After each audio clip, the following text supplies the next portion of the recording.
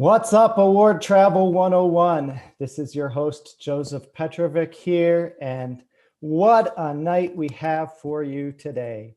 I have a very special guest with us that really needs no introduction, but I'm going to do one anyway. So the guest today has started out in the very beginnings of frequent flyer and loyalty and travel award programs. He started inside Flier, Flyer Talk, and boarding area. And I'm just so pleased and happy to have him here today and want to welcome Randy Peterson to Award Travel 101. Thanks for joining us here, Randy. Man, I am here and I'm happy. And, you know, the unfortunate stuff is that I'm not at 33,000 feet doing this. There you go. Neither am I. We might have some people watching us from the air tonight. I don't know, maybe. Yeah, it's a good thing to be able to stream from a first class cabin. I sure hope somebody up there got an upgrade today, because that would make my day knowing that. Randy, you're still on your background, so if you want to flip on the video, we can get going here. And before we dive in, I did want to let everyone know that this will be available for review after we wrap up tonight in the Award Travel 101 Facebook group, on the page, and on the Award Travel 101 page. So I want to thank everybody for joining us. Thanks, Randy, and let's get going. Oh, good. So, Randy, tell us a little bit about you getting started. You've been around this almost as long as I've been alive. I'm be 42 here next month, so not quite maybe that long, but you've been around travel and loyalty programs for a really long time, and you've seen these programs. Yeah, I have, and thanks for reminding me of that. That was really a great way to get on my Christmas card list. Yeah, that's the cool thing. Actually, that is a badge of honor to say, yeah, I was there when Miles and Points first started. Not really, I came just a few years later, but yeah, I started all goofing around with the Miles and Point thing and figured them out in the early 80s. So there's probably a bunch of people here that don't even know what the 80s are, but that's okay. I started Inside Flyer as a little magazine in 1986, and I think some of the readers kind of enjoy how I got started. I was the guy around the water cooler. Actually, there were water coolers back then, not a virtual thing, but anyway, I had this idea of sharing miles and points because all the employees I was working in New York City in the garment district, and they would always say, hey, Randy, how do I get an upgrade and stuff like that? So I started a little newsletter, and this was frankly before the age of computers, it seems like, but I cut out, back then we had real newsletters, so I cut out little articles from my TWA newsletter, my Eastern Airline, Pan Am. You guys recognize all those airlines, right? Yeah, they're still around, not. But anyway, I cut them out and I glued them on some paper, went down to a copy shop and created a newsletter. And then I went out to, where did I go? I went to JFK and LaGuardia, and also Newark, because I was working in New York City, and I just would get guys, you know, hauling their luggage around in the terminals, because you could spot a frequent flyer back then. They all had suits on, and they all had Hartman luggage. There was no Toomey back then, but I would ask them, like, hey, how would you would you pay money to earn a free upgrade? And surprise to me, a lot of people said, yeah, that'd be great. Hey, where do I sign up? And of course, I didn't know what to say, because I didn't have a newsletter. I have a newsletter that was a fake newsletter. That was way before fake news, but a fake newsletter. And it looked like a bad ransom note, because Eastern, TWA, Pan Am all had different fonts and different colors and stuff that I'd clipped out of their newsletter. So that's how I got started. Turned out to be a good thing for me, because I quit a job I had at the time to do this. And if it didn't work out, I would probably still be on the street by now. But anyway, it worked out. People told me to get a real job because who in the heck was talking about frequent flyer miles in '86? And now the only thing that's really changed is I went from people telling me to get a real job to most people really want my job now, because along the way, I've amassed, I don't know, 30 million frequent flyer miles. And no, I don't do credit card stuff. This is butt in the seat miles. And, I've earned them the hard way. I've got lifetime status in 5 airlines, lifetime status in 4 hotel programs. I started off with a Holiday Inn's frequent guest program. That's what really got me started. Rumor was, and it's still true, I slept near a lot of turnpike exchanges, if you will. They weren't the 4-star hotels, and there was nothing like a W hotel back then, or going to the Maldives. I can tell you that. I did it. I guess I did it my way, and glad I did it then. Along the way, I got tired of talking to myself back in the newsletter day. And believe it or not, now this really will date some of you, but I started publishing online in 1987. Yes, there was something called online in 1987 with CompuServe. Later was something called Prodigy, and then the infamous AOL.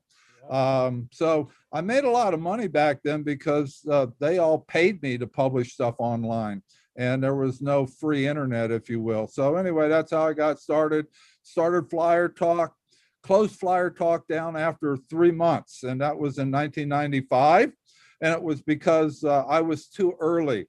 Every day I'd come into work, and there would be out of 100 posts on the original Flier Talk, 98, 99 of them would be, hey, where's the girls at? And it was all a bunch of Europeans, mostly Scandinavians, who had discovered the World Wide Web early on and were looking to pick up girls. And who knows, I could have been the original founder of Match.com if I would have paid attention. But I was still in love with frequent flyer miles, and opened up Flier Talk again after 3 months, thinking that, well, maybe the US will catch up to the Scandinavians.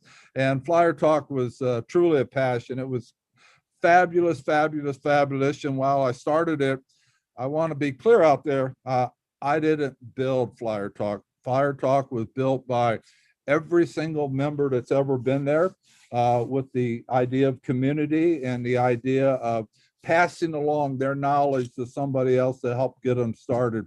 What I loved about Flier Talk originally is most everybody there was 16 years old. And what they did was they were managing their parents' frequent flyer miles and points. So I love the fact that it's generationally. Now, of course, those same 16-year-olds back then are now 60 or 70 years old, and I'm proud to say I still know some of my original subscribers from Inside Flier and all the folks at Flier Talk. But Flier Talk was the first and I think most original community for frequent flyers. And again, it wasn't me. I started it, but literally a community is not much if you're talking to yourself. So that was great. And then it continues on. I was always interested in, frankly, how I've done things. Is I was always interested in how people learned and how people passed on the knowledge of frequent flyer miles. So anyway, I'm here to answer questions, and I am the original talking head, but it's, from 1986 to today, and I haven't retired, and it's because I have the best job in the world. I love what I do, knowing the community of frequent flyers all around the world. I've been to over 100 countries, and all because of frequent flyer miles.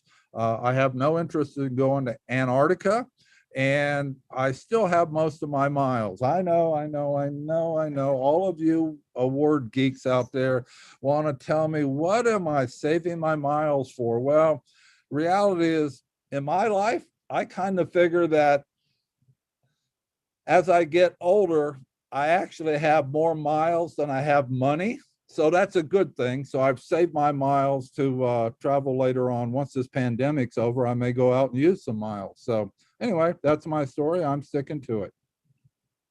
Well, that's pretty incredible. And you mentioned something earlier about the Holiday Inn, and it brought me back to something. I guess I remember my dad saying, and my dad was he used to work for one of the Akron rubber companies, and that was General Tire at the time. It's now been converted to a million different chemical companies since, but he used to go out of his way, and we talk about loyalty programs and what they're there for. They had a program where you could go to Hawaii if you stayed with them so many times. And I remember that he and my mom, I was very little. I was probably maybe 3 years old, or 3 to 4 years old. And they sent me to grandma's house for the week while they went to Hawaii from a trip he won from his work, paying for all of his stays wherever he went. And he'd often go out of his way to stay at this Holiday Inn just to earn that privilege of getting that free trip to Hawaii. And I don't even think it was flights. It was just free stay in Hawaii at a Holiday Inn. So it was, it was something that he used that loyalty program to get something he wanted, but he kind of went out of his way. He didn't really always stay at the most convenient or the least expensive place in order to do it. So, well, I could be your dad with that story because that's my Holiday Inn story. And actually, the original awards did include airline flights as part of the package if you had enough points. In fact, I remember my first award with Holiday Inn. And I did go to Hawaii, actually, and that's where I became really famous around the water cooler. And the airline partner they had was not my airline of choice. My airline of choice out of New York at the time was TWA. And so they said, no, you've got to fly XYZ airline. And I didn't even know who that airline was. And I made up this really long, sad story. And a lot of you folks will recognize how you do things out there. I said, I flew that airline. I had a really bad experience. I just don't feel comfortable flying that airline again. Is there anybody else out there, winky, TWA, that you could put me on? And they said, well, let me look. You stayed a lot of nights. Oh, we'll put you on TWA. And it was like, yes, because on TWA I had status, so I knew that if they were going, and back then they were buying tickets from the airline partner. So I went to Hawaii on first class, and I've never been the same since. There you go. And that's, I think, what a lot of people who get involved in miles and points feel is that, it's something that it can change your life because you all of a sudden can do things that were never really possible, or you didn't see them as possible before.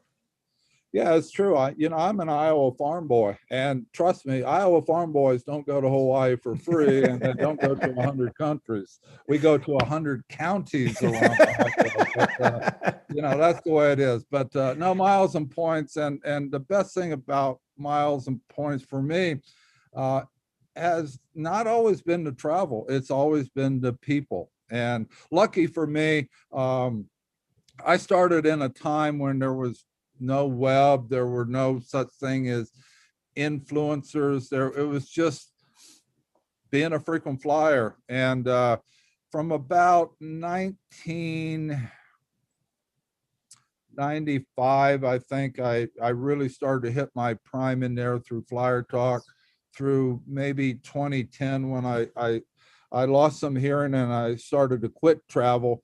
But for a period of about 15 years, and I would fly 200 to 300 days a year, because in what I did with the magazine and how I got my start is I made a point of visiting every airline in the world, every hotel company in the world, visit with their head of their loyalty program. So I really learned the business. I was a bit more than just a frequent flyer, but the interesting thing is through probably a 15-year period, I can honestly say I never flew alone. There was never a flight I was on 300 days a year, where somebody didn't say, "Oh, you're that frequent flyer guy." And it was because I never got a haircut. I always had some longer hair than this, and I was recognizable. So I could never get a haircut because nobody had recognized me.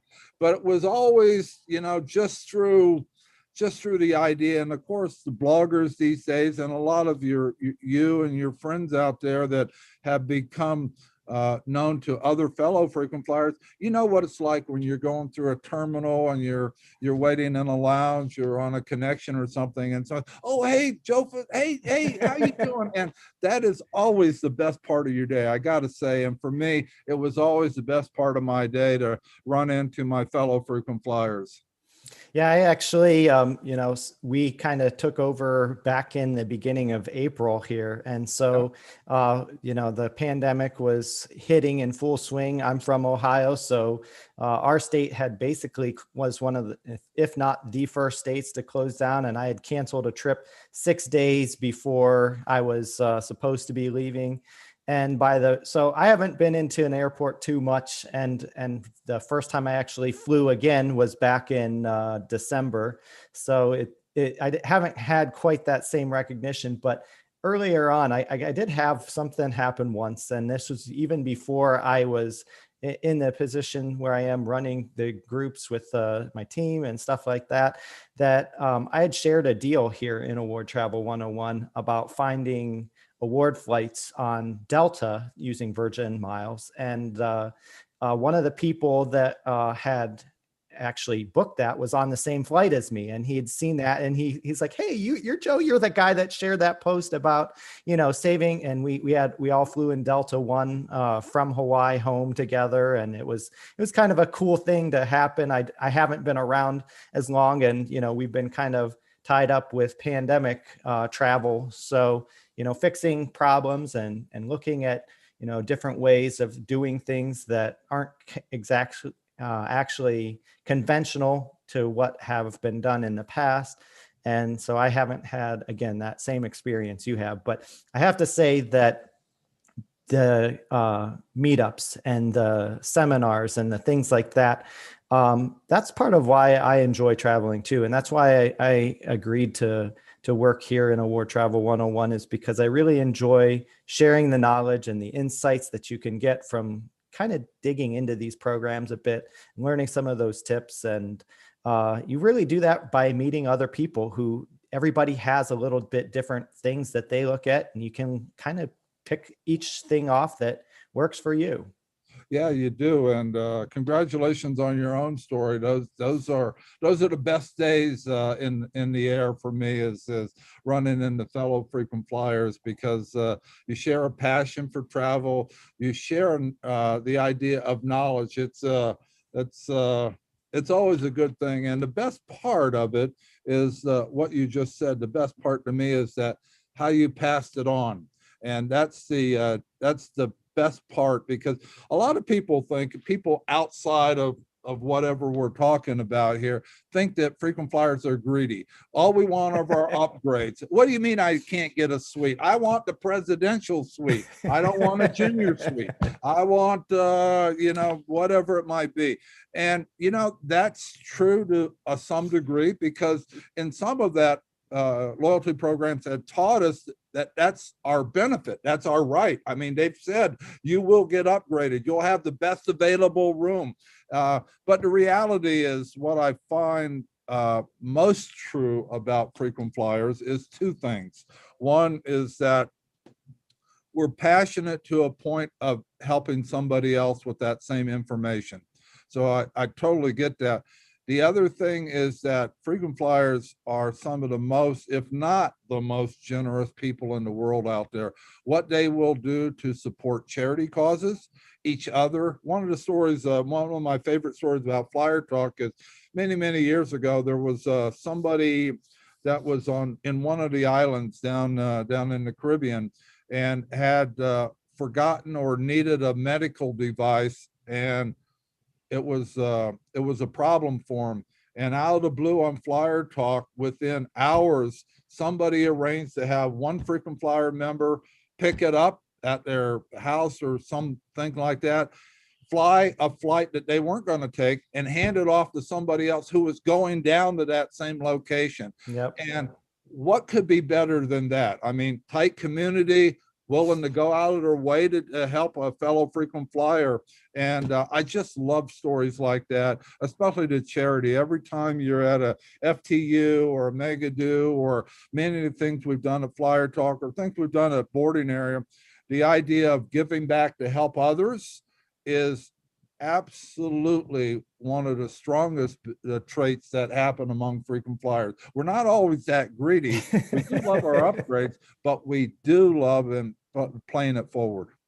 Yeah, and that was one of the things that always impressed me about Award Travel 101 is the community, is that there's such a diverse set of people who've been around like you for a while and have explored these programs, to somebody that was like me a few years ago, getting started and trying to figure out which way do I do this. And there, Award Travel 101 is here to help people, getting started. We're 101, we're not 501. And yet we have some people that probably could be in 501 and of that nature.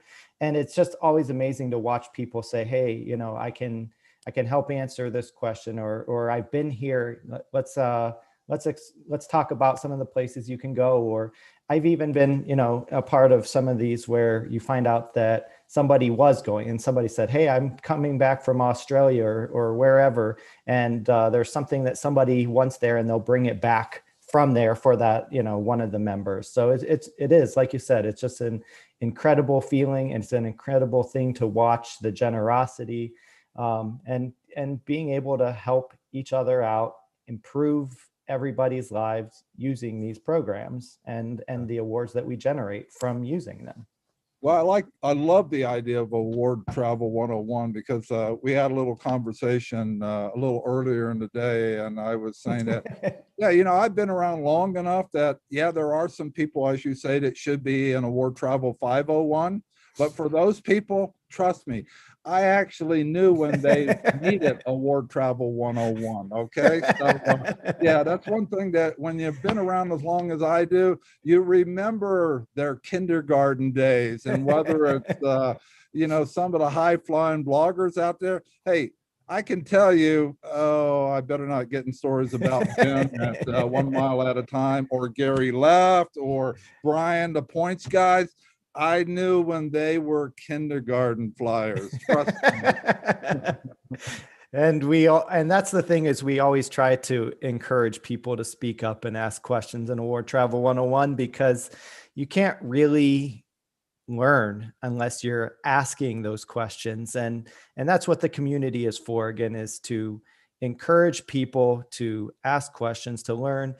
Do we want to see the same questions over and over again? And, we have 68,000 members strong right now. And you look at that, and a lot of times we do get that same question over and over again. And that's why we try to cover, one of my team members, Kim, started a complete series on back to basics that everybody should be going and looking at and reviewing and helping each other out for the people that have the questions there, because we need to make sure that, our fundamentals are strong going into this, so we can improve each other.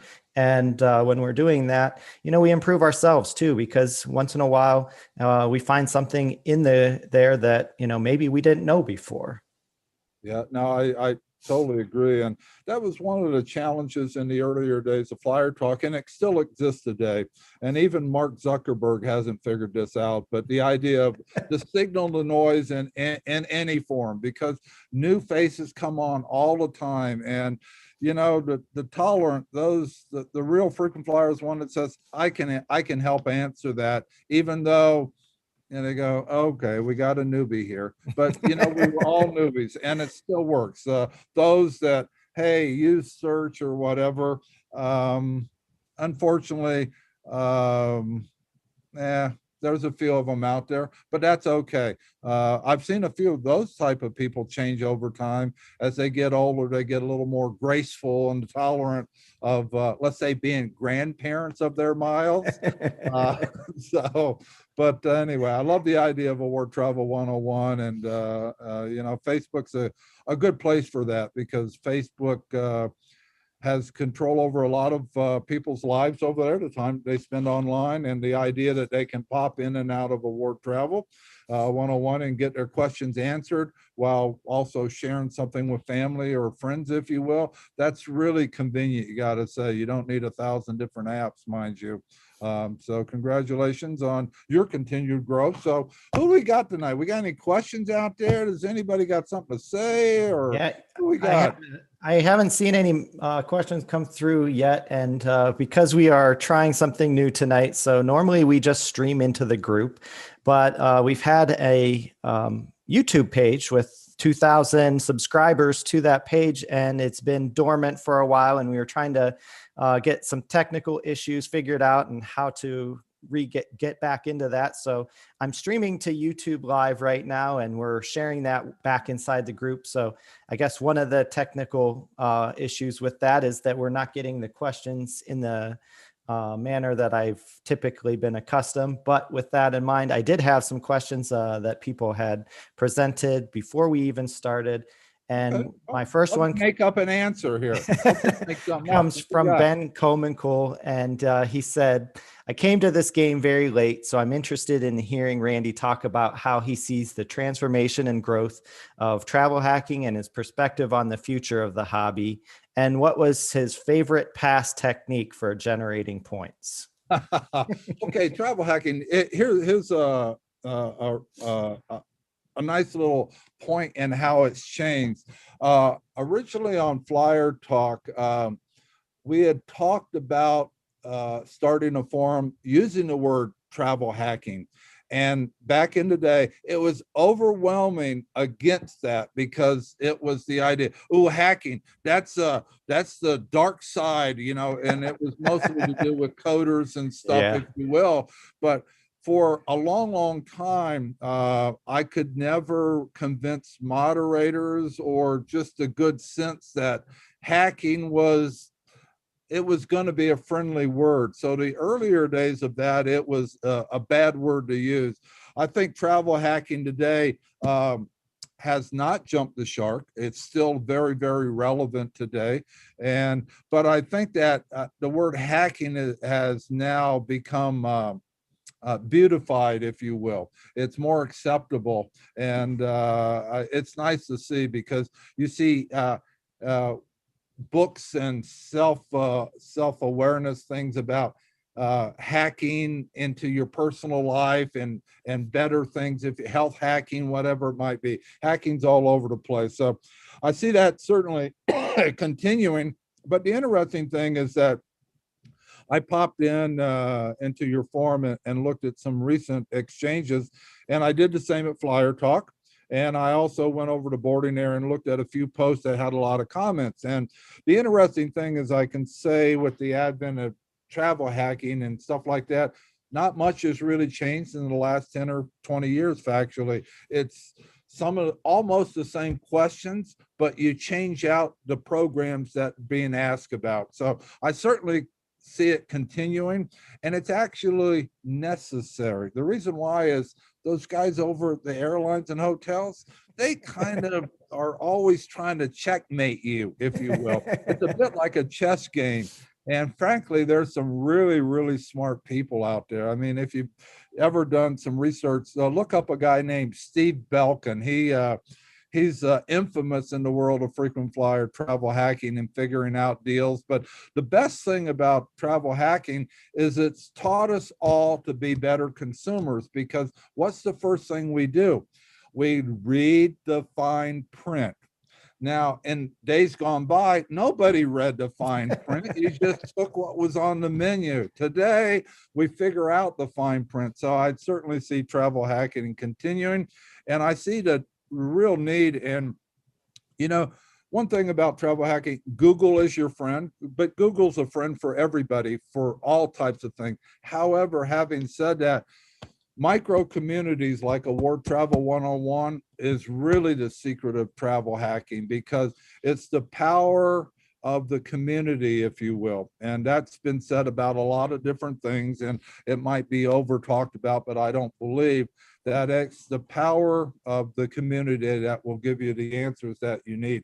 You don't need to try and figure them out yourself, because I can tell you this, as somebody who's seen and okay, done most things, there's really little out there that somebody hasn't figured out how to do better. And whether it's a 524 rule or whatever it might be about expiring miles or award thing, your story about Virgin and Delta is a good example, because somebody didn't know that you could do something with that award travel. Now, in terms of the future and stuff like that, the interesting thing is I'm still big on the idea of miles and points becoming a more legitimate currency. When Bitcoin can hit 50,000, I can see that miles and points can do a lot more, because actually I think there's $909 billion worth of Bitcoin out there. There's a lot more than that in frequent flyer miles. So I'm still big on the idea that and I don't know if it will ever happen, but I've seen attempts in the past.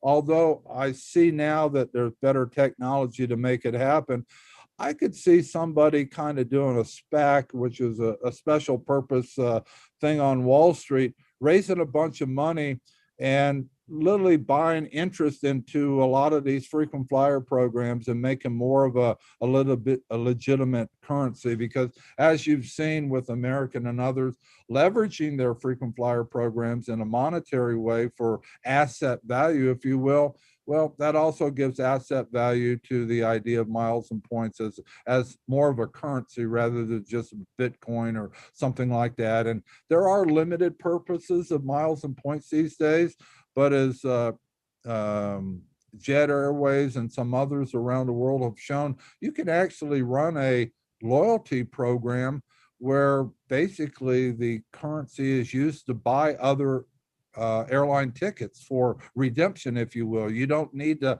actually own your own airline anymore. And that's been around for a while. But I certainly see miles and points continuing. They are the coolest damn thing in the world, I believe. And I think a couple people on here would agree, if you will. But there's no stopping them right now. I think if anything, they get more complicated, if you will. That's the difference. Before, some of the first frequent flyer programs back in the day, okay, I got that out of the way. But there was, you could read all the rule terms and conditions in a single page. Today, even your lawyer couldn't read all the terms and conditions. Yeah, they've gotten a little crazy. I look at these changes when I get these terms and things from Amex, and it's like 18 pages of changes per card, and then you have the programs and how they can use it. I look at the frequently asked questions and terms and conditions on like the World of Hyatt program, and it's like term after term after term, and it's like, gosh, how can I find the information I'm actually looking for? But with everything going in there, and I'm sure people find little exploits, then they have to keep coming up with how can we combat that. So it's kind of this pull back and forth of the travel adventurist and then the person who's out there trying to find that balance. So I see a couple of questions rolling in and a couple of comments, and Kathy Class says, I miss Mile Point. So I'm not familiar with that. Must be before my time. Yeah, it was Mile Point was an extension after Flyer Talk. It was more of a social experiment, and it converted now. Now you'll find it in Europe under Inside Flyer, if you will, but all in local languages. So there's one in Norway, one in Denmark, one in Sweden, one in Netherlands, one in the UK, and one in Germany. And all of the miles and points, the blogs and the community forums are all in local languages in those particular countries. The idea that miles and points wasn't a US thing, that it could be localized in languages and nuances, and especially like, somebody living in Amsterdam probably knows more about KLM and Flying Blue than somebody living in Austin. No matter how many times you fly them, just the local, if you will. So Mile Point was a great experience. It's no longer around. It may come back at some time. I think what it is I got too old to just continue to start more businesses. So I'm down to kind of boarding area right now, and it's been a good ride, and I still love what I do. Yeah, so one of my team members, Angie Sparks, had asked how you came up with the idea of Flyer Talk and boarding area. Yeah, good question. Thank you very much. Flyer Talk was easy. It was based upon the fact that as a publisher, and again, I had a magazine called Inside Flyer at the time, but a magazine back in the day, okay, was really one person. It was me talking editorially about something to an audience I couldn't feel in touch. I could, through writing about it, publishing it, and have them read it weeks later. And if they had a comment, they could write a letter to me, or something that used to be around called a fax machine, or they could call me, but there was no interaction to it. And I loved that for a while, but it drove me crazy, because the idea of a traveler is we need company. We need people to feed off of and exchange things. So the idea of Flyer Talk came around because, frankly, and you can tell why, I got tired of talking to myself.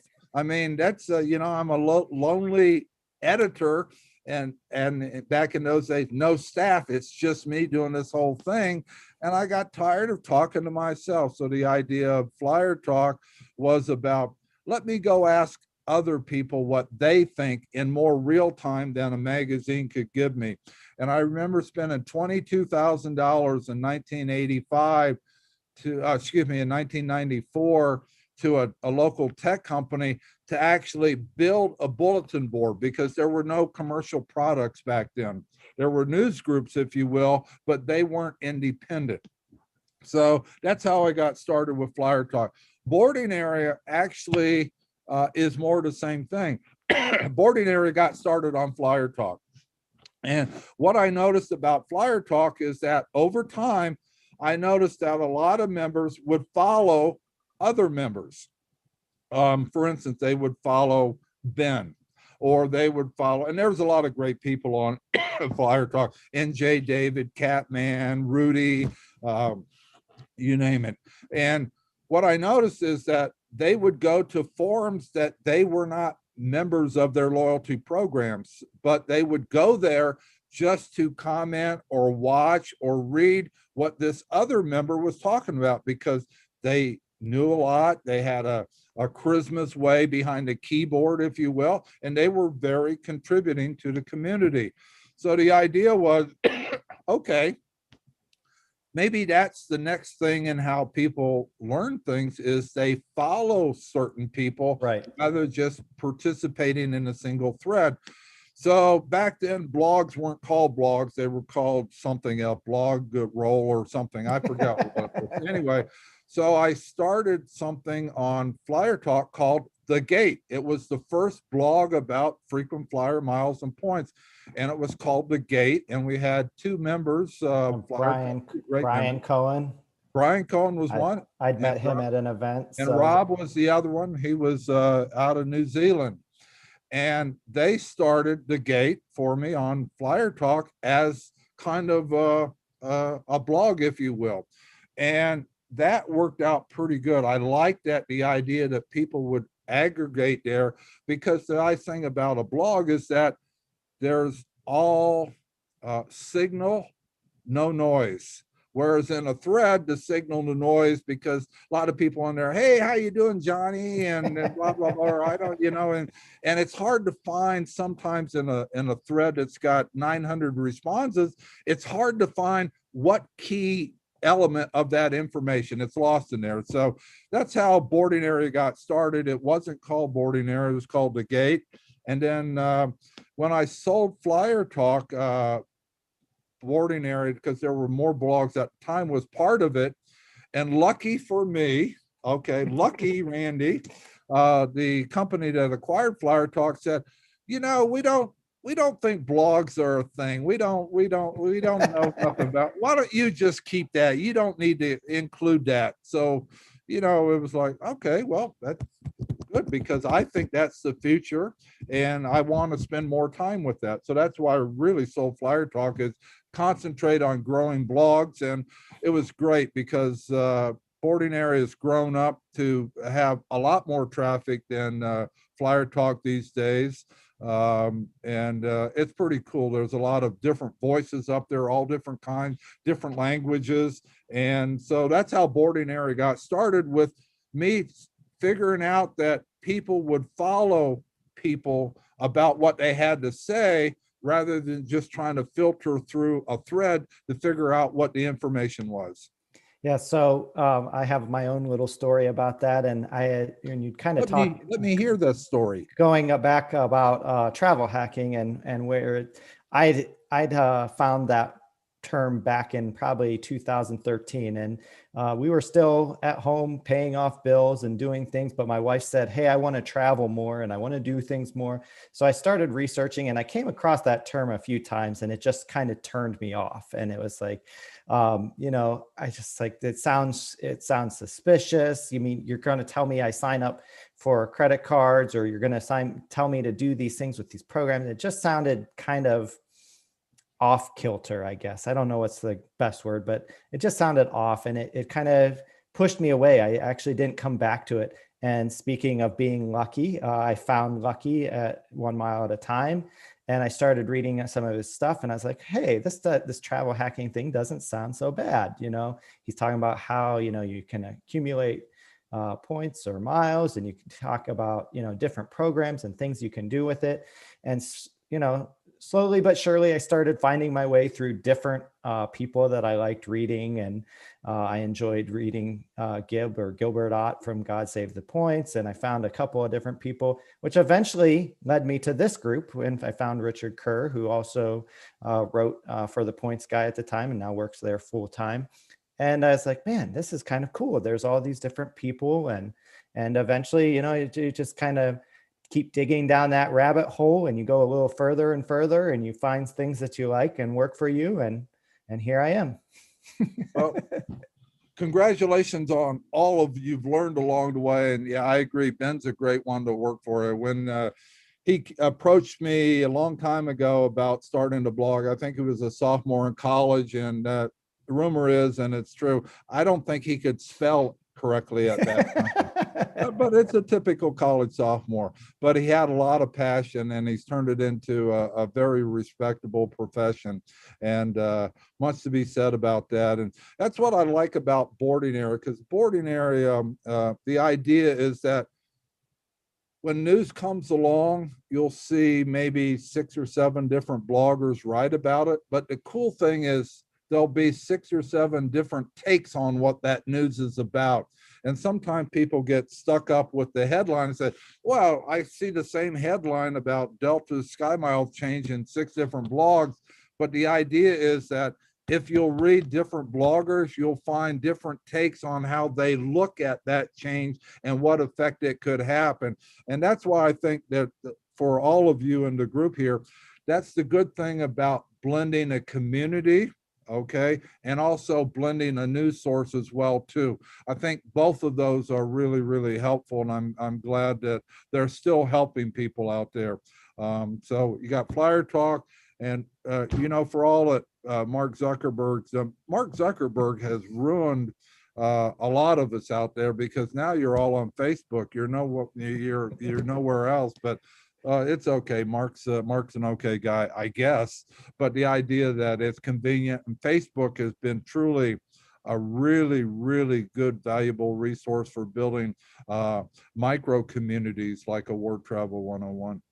Yeah, and there are a lot of things that you can learn from, just participating. We even have like a weekly chat on Tuesdays, and we call it Taco Tuesday. And it's something just people can live chat, live rapid fire, ask the questions away and find out the answers to questions they want to know, about their specific situation, and just participating in that and reading through and following. You can learn a lot from those live, rapid fire chats. So it's a lot of fun things that can happen from that. And, I'm so glad to be here in Award Travel 101. Hope everybody else is enjoying this as well. So we'll get to a couple more questions as Randy returns. Yeah, I'm back. You know what it was is I forgot. I was going to give away some cool stuff like, well, you can't see it, it's backwards, but it might. That says it's. I can see it. What? Okay. Yeah. What part of upgrade don't you understand? Yep. Yeah. Yep. So anyway, as part of this, I want to give away a bunch of these. In fact, I've got a bunch of them. So I'm going to give away, I don't know, 20 or 30 of these coffee mugs to anybody for free. I'll pay postage because it's part of paying forward. Of anybody, they get in touch with you, Joseph, at Award Travel 101. Sure. We got, what part of upgrade don't you understand? But the best part, I love the little saying on the back, and it says, it's a frequent flyer thing. You wouldn't understand. That's so awesome. We got that one. We got the baby on board part 2, and it's frequent flyer on board. Okay, so we got 2 of those. And then this is another one too. It's a little bit yeah, it's a good one. Business travel sucks until I redeem my frequent flyer miles. There you go. That's truly, that's the way that goes. And then on the back, it's a frequent flyer thing. You wouldn't understand, but with this group, I know that all of you understand. So anyway, I'm going to give away about 30 of those. I'm willing to pay the postage. It doesn't matter where you are in the world. I'm good for it. I'll send it to you. So if you want to get in touch with Joseph, and Joseph, if you want to collect some names and addresses, sure, we'll do that. Pass them along to me. I'll be glad to put these in the mail. And another thing I could do is actually I have matching t-shirts to these too. So anyway, if you want a t-shirt, let Joseph know. I'll find one. Let him know your size, small, medium, large, XL, and I'll get a couple of those in the mail too. Cool, free swag. We love free swag. I should probably give away some upgrades too. And I got all kinds of stuff. I tell you, the things that I collect over 30 years is cool. Speaking of that, and I have a few more questions, but there was one from a particular member, as Marty Paz, and he'd asked. Never heard of him. Your current Marriott rewards balance, as he said that he scored a nice upgrade at an SPG property based on his status after he asked the agent to tell him his balance. So he's speaking of you. He said that you scored a really nice upgrade after you asked them to tell them, have that agent tell you your balance. And then he said that you graciously gifted that to him. So yep. That's true. I like doing that. I've given away a lot of upgrades, and I'm glad to do that because I remember where I started, 32C. I didn't get an aisle seat or a window seat. I got a middle seat. And so, yeah, I was back in coach, and man, those are the best days of my life.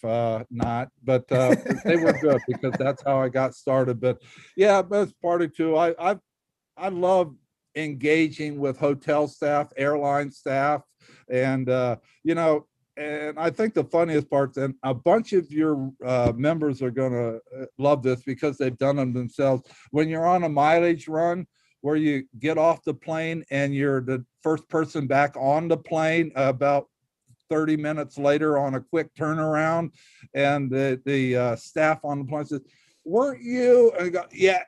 Yes, I was." And they recognize you because you're just doing a mileage run, if you will. And of course, the downside of that is in the old days, you used to get pulled over by the DEA. They thought you might have been running drugs or something like that, doing quick handoffs and stuff like that, when all you were trying to do is earn some more freaking flyer miles. But yeah, there's a lot of good stories out there of stuff like that. Those have kind of gotten harder to do as they go to Yes, they have. cash-based earnings on miles, and gotten away from earning miles on actual miles flown. But there are still ways to do some of those even now today, and you can find some of those actually in the tools that our parent company, let's see here, where is it? There, Award Wallet. So Award Wallet has some cool features for that, mileage runners could find useful in finding cheap, inexpensive flights. And in fact, actually in our, we do have a next level group called Award Travel 201 that is a paid subscription group, but we had Marty in that, and he talked a little bit about using that tool to find those cheap flights and help build up a mileage run. So we'll talk a little bit more about that. How much is the 201 membership cost? Our 201 membership cost, we have a couple different variations. It's $10 monthly, or it's basically $90 a year. It comes with a Award Wallet Plus subscription. So you can use all the advanced features of Award Wallet to find out which programs and which cards will earn you the best rewards for the spend that you have. And we talk a little bit about utilizing the programs and finding different ways to adjust, maybe perhaps past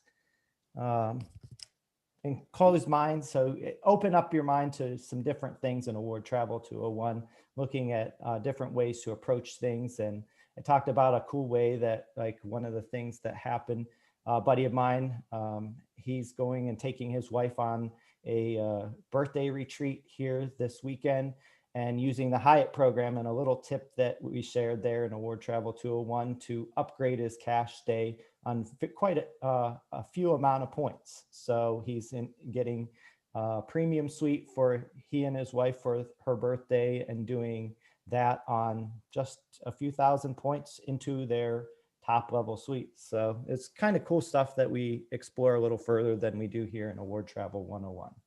Well, I like that story. In fact, I like it so much. So it's $90 a year, right? Yep. Okay, here's the deal. All of the people hanging out with us tonight, if you're interested, send Joseph a note that you're interested. I'm going to buy 5 of those. Excuse me, 5, not, it's just 5, not 10, just 5. 5. So 9 times 5, I'm good for that. You tell Alexi I'm good for it. He'll know I'm good for it. I'm going to buy 5 upgrades for Award Travel 201. If you're interested out there listening in, you want to learn more, you just heard that story from Joseph. It's a good story. It's true stuff. Let him know that you're interested in upgrading your membership there to Award Travel 101. He's going to pick 5 at random. Got to be 5 at random. Okay, Joseph? We'll do a random generator. Let me know, and I'm going to send you money. Now, do you accept credit cards there? We sure do accept credit cards. I'm a winner chicken dinner. There you go. So I've got free mugs. What part of upgrade don't you understand? And we're going to send people first class up to Award Travel 201. Okay. What else? That is awesome. So we have more questions. Thomas Michael asks, what do you miss most about the programs of the 90s? Programs of the 90s. Paper? No, no, that's just a joke, because back then awards came out in paper certificates and upgrade certificates. That's not true at all. I don't miss paper. The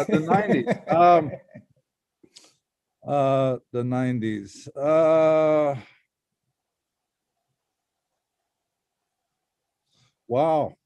I'm trying to think, can I remember back that far? No, just joking. The 90s, probably I miss some of the airlines. It's truly the airlines that were back then, because Pan Am was still around, and there were some fabulous awards on Pan Am. I really do miss Pan Am, and yeah, those were the days of different type of travel, if you will. I think first class was pretty cool back there, but I'd say it's missing a few of the airline brands out there. Not the Easterns; they were too full of people. TWA was cool, but it was how I got my start, mind you. But there were too many people in business class. But Pan Am was it. So that's probably what I miss most. I have a couple more questions, and in fact, actually, a couple of them kind of look like they go together, and probably from some recognizable names to you. One was from Trevor Mountcastle, and he asked, will you be doing a Come Fly With Me style campaign like after 9/11? And then a former Award Travel 101 moderator, Julie Breeze, said that one of her fondest memories in the travel game is when Randy gifted her a seat on Star Megadoo 2, and she got to sit next to him. He sat in the middle seat. Yeah, well, it's I love paying it forward. It's how I got my start, and that's what I still do, as you can probably see here. But yeah, the Come Fly With Me after 9/11, that was that was my most aggressive mileage run ever. After 9/11, it was a really terrible time in the industry for travelers because of the impact that was, and by and large, and for many good reasons at the time, the public was very afraid to fly anymore. Okay, the airlines were full, but people were afraid of flying. So came up with this idea of Come Fly With Me. So right after 9/11, I partnered up with US Airways, and in a 7-day period, flew to every city that they served and every country that they served. Wow. In a 7-day period. So I was flying from the first flight in the morning at usually 5 a.m. to the last flight on their schedule landed usually around midnight or 1 in the morning at some place. In 7 days, I flew to 79 different cities in every state and every country, and that included London, Bermuda, whatever. And I flew nonstop. And what I would do is at every airport, they had their PR department get together and get the local media to come out. And I would do interviews about that it was safe to travel again. And here I was doing this stuff. I flew, again, 79 flights in 7 days. I got a bit of catatonic along the way because I was sleeping on planes, quick turnarounds, and Holiday Inn came in as a partner because they recognized me as being a pretty good member at the time. And 2 of the nights I did grab a few hours of sleep and this is a commercial. Last night I stayed at a Holiday Inn, but anyway, all the other nights, literally I flew through the night on the aircraft and did something like, I did 57 different interviews with media in different cities, trying to convince the industry, the public, that flying was safe again. And that was the Come Fly With Me thing that I did. And the responsibility of looking after my fellow flyers, to help them feel comfortable, to regain their wings, if you will. 9/11 was just an amazing impact on my life and the area of travel. And I remember one later on with that, I remember a very, very distinct thing. I was coming back in the LaGuardia somewhere near the end of it. And most of the frequent flyers that fly in and out of New York, especially again the LaGuardia, will recognize this. The landing pattern was circling down to just over Red Lake or whatever it is, New Jersey, and then you fly up the Hudson River, and then you turn right and land in LaGuardia. And I remember that particular flight. Of all the flights I've taken, and they're in the many thousands and thousands and thousands, I remember that flight specifically. We had circled out down at Jersey there and was coming up to Hudson on a US Airways flight. And The captain had given his usual message: please stay seated, fasten your seatbelt upon landing. And it's still with me today. I remember that every single passenger on that plane, there were probably 70 of us, if you will, got out of our seats, and we all crowded around the windows on the right-hand side as the remains of the World Trade Center were still smoldering then. And it was very emotional. I think we all had tears because in there were people that we knew who were travelers that were not out on a flight when those planes struck the World Trade Center at that time. And I remember how quiet the plane got. For the first time ever, I couldn't hear the engines.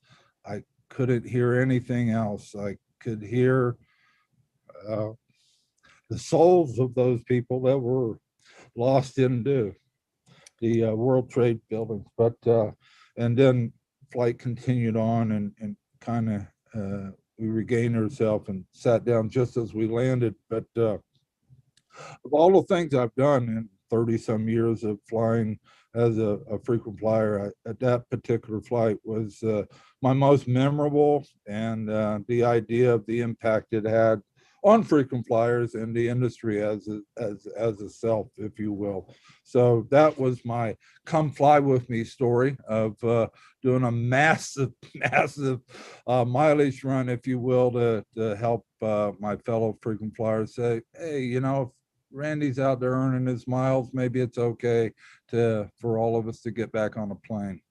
Wow, Randy, that's an incredible story, and I really appreciate you sharing such an emotional story. That's I mean, that's something that you see, and again, it's it's not necessarily something maybe that is I guess the fondest and greatest memory because of the sadness that was behind it, but the fact that you were again able to hear was something that, you know, an incredible gathering of people and you know, communities, and how people came together to, you know, get through this, just kind of like what we're doing right now. I mean, we're coming through this pandemic, and you know, there's a lot of struggles, there's a lot of hardships out there, and you know, we see it every day in the group with things that are changing, and you know, some people could say, hey, those are first world problems.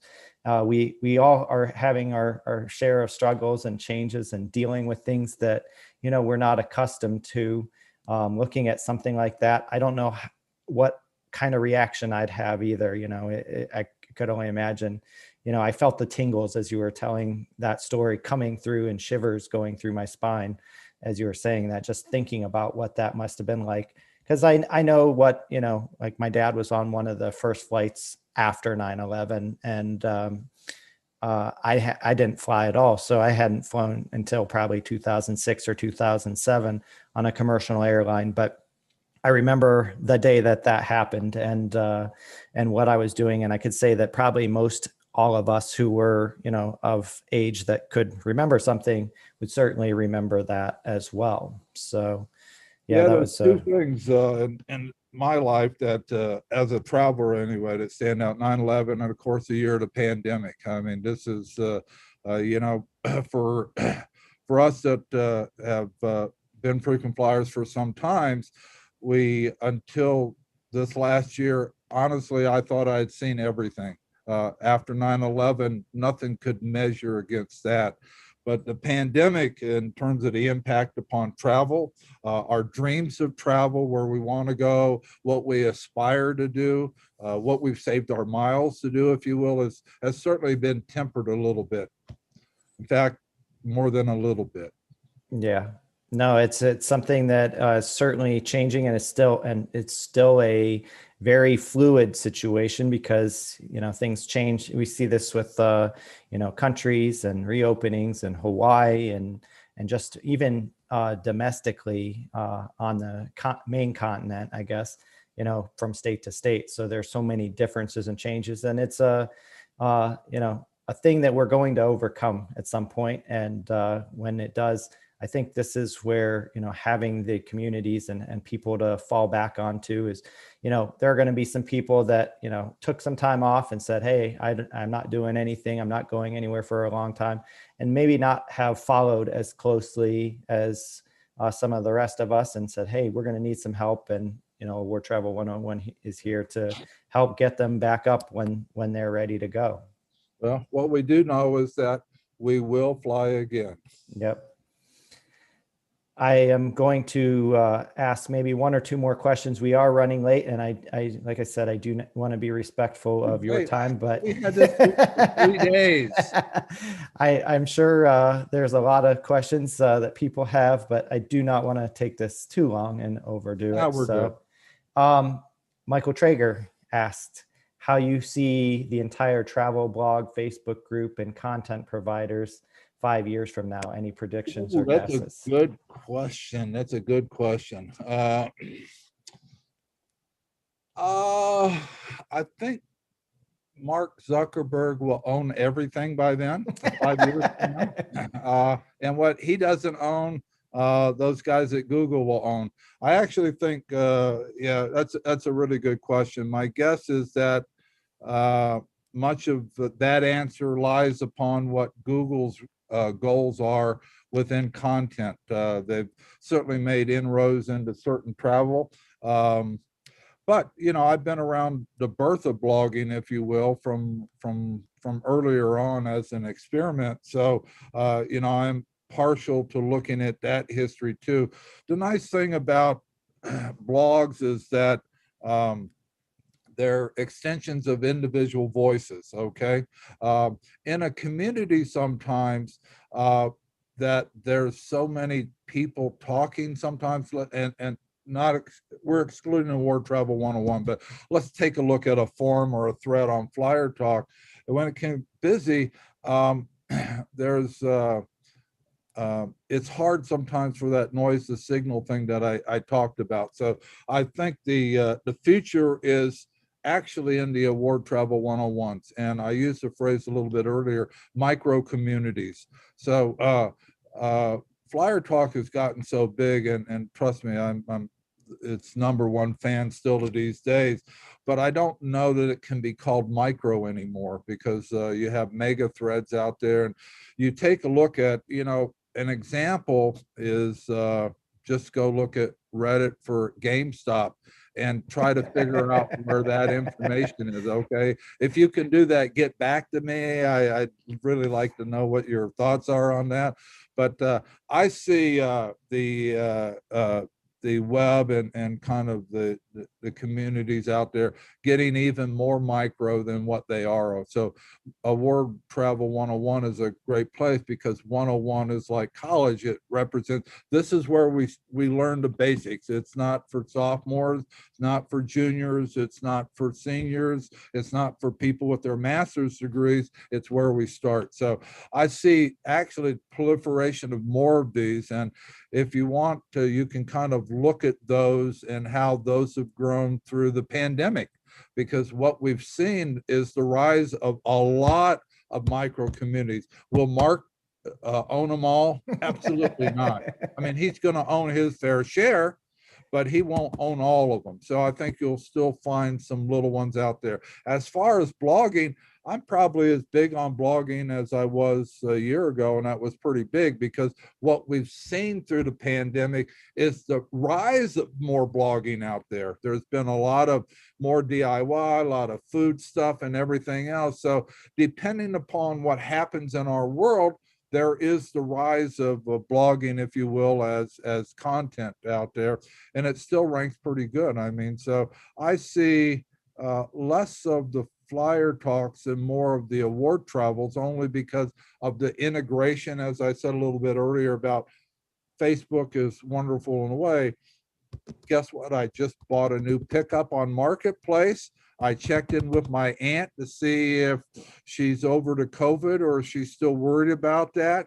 I sent off something to my lovely bride, and I'm stopped into Award Travel 101 because I'm going to surprise the bride with the Valentine's Day award travel thing. So all in one app, if you will. So I think that really trumps a lot of different things out there, because I don't know about your iPhone, but I've got way too many apps that I don't use anymore. Somebody talked me into it. I saw an ad on the Super Bowl or whatever, but I've got maybe 90% of apps I don't use anymore, but somebody said I needed, but not so much. But so I like the Facebook model. I may be critical of Mark Zuckerberg, but he's a rich dude out there. Understand that. And him and Jack Dorsey have both had as big an impact upon the resources that you use to learn about miles and points as any two people in the world. So I have to, Twitter and Facebook. Yeah, I have to say, you know, I like Facebook for more detailed stuff, but I'm not as active of Twitter user as some are. But when I want, you know, to find a lot of news and source news quickly, I go through Twitter, and it's just like, you know, swipe, and look at all the articles and find the ones that interest me. And, you know, generally speaking, because of my interests here and for my family, they typically tend towards the travel blogs and things that happen there. So a lot of the people that are on your boarding area network are probably most of what I see scrolling through my Twitter feed. So yeah, they blog a lot. Some blog a lot, like Gary and Ben and Greg. Greg at Frequent Miler is just one of my, I don't know how one person can have a big brain in that head. I mean, I love it. But unique thing about blogging is I'm going to tell you about two blogs that I love the most on boarding area, and you're never going to guess them. One is called Points of Life. It's by a blogger named Alexander, and he's a wacky dude, but he's got an opinion, and he's all over the place. I just love his, I don't know, creativity, if you will. Sure. The Points of Life is one of my favorite, only because the blogger is absolutely wacko, but I love his wit, his sense of humor. And the weirdest thing, I'm addicted to Your Mileage May Vary. There's two bloggers there, that Joe and Sharon, who they write about stuff that I know I'm not interested in until I read their headline, and then I'm interested in. You know, I love Ben and Gary for all the reasons that they're popular, but the Points of Life and Your Mileage May Vary, that's just that's my addiction. And if you go read those, you'd say, what does Randy see here? It's just, I love their quirkiness, what they see through their own eyes and how they say it. So anyway, that's my box of chocolates, if you will. That's that's the kind of thing you have to sort out through even in the group. Look at filters, find the things that work for you. And something we always say, you know, whenever somebody asks a question, it's like, you know, what's the best credit card, or what's this or that? It's like, well, you have to kind of look at your needs and find out what the things are that work for you and are going to work for your situation, or, you know, your family situation, whatever it may be. And, you know, my situation, I have, you know, built up status. I don't know that I'll ever have lifetime status like you and Mr. Pizza, but you look at that kind of stuff and say, you know, I've built up status in a lot of these programs. They can do something for me. Does that mean they're going to do something for you? You know, I don't know. You know, it's everybody has to do things that are going to work on their behalf.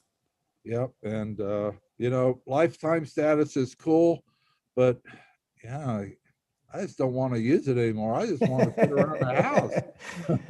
I've been everywhere, man. So, and that awesome that tree house there up in the mountains, or yeah.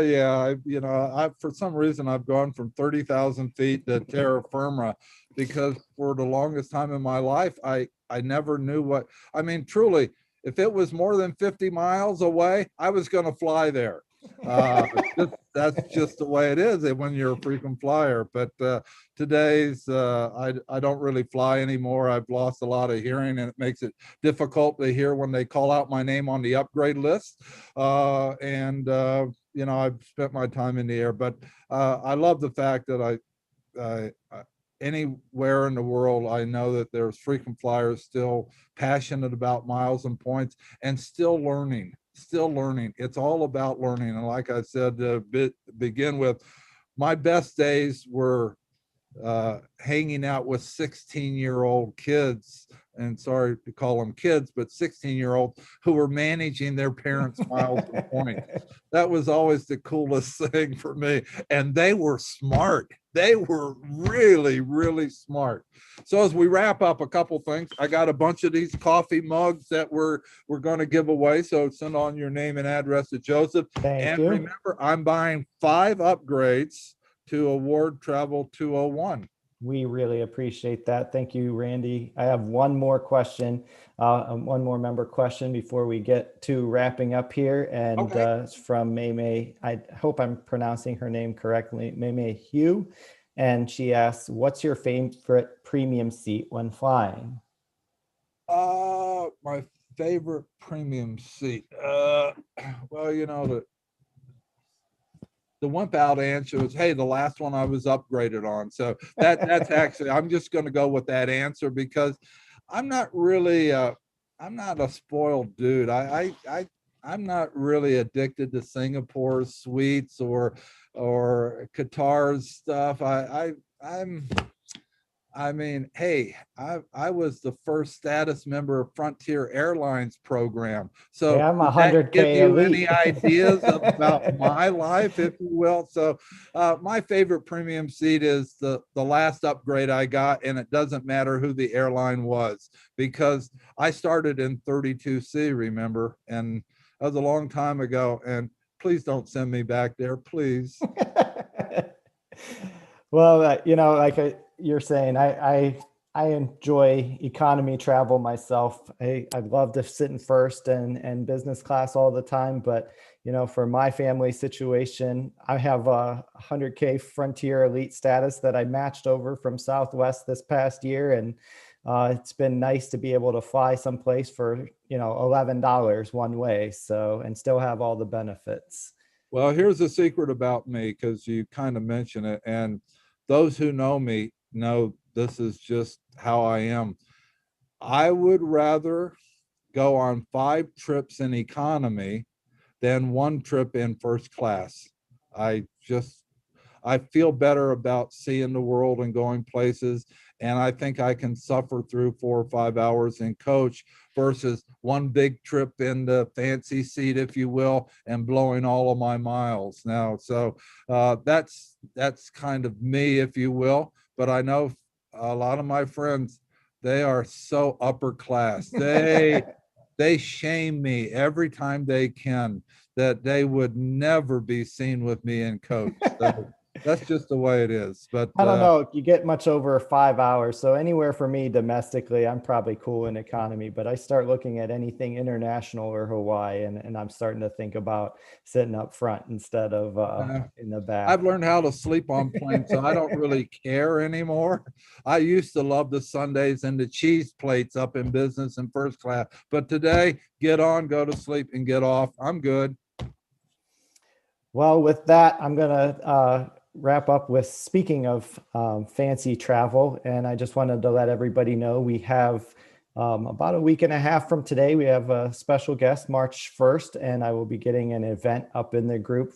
And we have Tiffany Funk from 1 Mile at a Time, who's going to join us and talk about getting started and getting together in, you know, the basics and the beginning and doing all the cool things that we do. And she'll be talking a little bit about things from 1 Mile at a Time and things that we can apply to our travels here in the future. So I'm going to have that and get that up in the group and hope to see you all there for that. And Randy, I really appreciate you joining. I appreciate your generosity and paying all this forward. Everybody can reach out to me And we'll may take me some time to get through all that, but we'll get all that together. We'll do a live drawing to figure out our winners, to randomly select whoever gets those 5 award Travel 201 upgrades.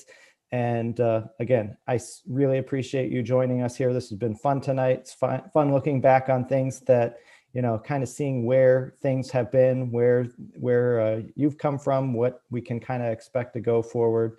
And hopefully we'll see everybody flying in the air soon. I hope so too. And remember, I made it all up. You're going to have to decide what was true.